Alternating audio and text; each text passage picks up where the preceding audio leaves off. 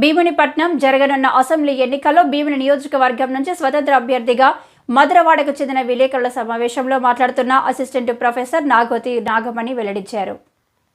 ఎన్నికల్లో కొల్లాపూర్ నియోజకవర్గం నుంచి స్వతంత్ర అభ్యర్థిగా పోటీ చేసిన కె శిరీష ఆలియాస్ బరెలక స్ఫూర్తితో తాను బరిలో నిలవాలనుకుంటున్నట్లు వెల్లడించారు. స్థానిక ప్రజల సమస్యలపై తనకు పూర్తి అవగాహన ఉందన్నారు. వేల కుటుంబాలకు ప్రత్యక్షంగా పరోక్షంగా ఉపాధి కల్పించిన చిట్టివలస జూట్ మిల్లు మూతపడడం బాధాకరమన్నారు. బాల్యం, విద్య, వివాహం అన్నీ తగరపు వలసలోనేనని, కొంతకాలంగా అనిట్స్ అవంతి ఇంజనీరింగ్ కళాశాలలో ఉద్యోగం చేసిన తాను ప్రస్తుతం బోయపాలెంలోని Vizag institute of professional studies లో ఎంబీ విభాగంలో పనిచేస్తున్నట్లు వివరించారు.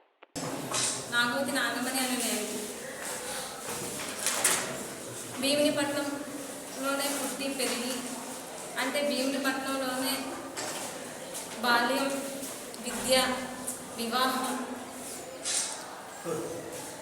ఉద్యోగం, ఈ భీమునిపట్నం పరిసర ప్రాంతాల్లోనే నేను అనుభవిస్తూ ఇక్కడున్న ప్రాబ్లమ్స్, నేను కూడా ఒక సామాన్య మనిషిగా ఇక్కడున్న ప్రాబ్లమ్స్ అన్ని ఫేస్ చేస్తూ, నా చిన్ననాటి కోరికగా మా నాన్నగారిని మా ఇంట్లో, మా ఊర్లో కూడా అందరూ నిక్నేమ్ ఉండేది నాన్నగారికి ఎమ్మెల్యే అని.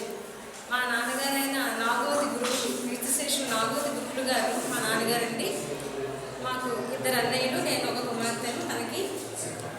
సో తనని గ్రామస్తులందరూ ఎమ్మెల్యే ఎమ్మెల్యే అని పిలిచేవారు, నిక్నేమ్ అండి అది. సో మేము బయటకు వచ్చినా కూడా ఎమ్మెల్యే కూతురు, ఎమ్మెల్యే కొడుకు అనే మమ్మల్ని పిలిచేవారు, మా ముగ్గురిని. నాకైతే ఎమ్మెల్యే కూతురు అన్నప్పుడల్లా నేను మామూలుగా పిలిస్తేనే చాలా బాగుంది, నిజంగా అయితే అంత మనం సంఘ సేవ చేయొచ్చు కదా, అది నిజం ఎప్పుడు అవుతుందని నేను చిన్నప్పటి నుంచి చూసేదాన్నండి.